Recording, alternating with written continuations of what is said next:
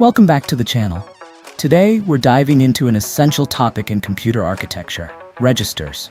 Let's break it down and understand their role in the CPU.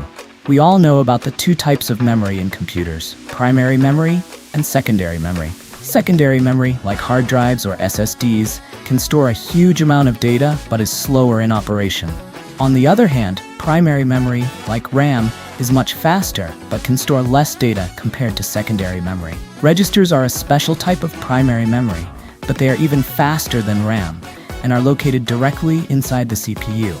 Think of registers as tiny, super-fast memory cells that the CPU uses to temporarily store data during processing. Now, here's an interesting fact. Registers are made up of flip-flops. A flip-flop is a simple circuit that can store just one bit of information, either 0 or 1.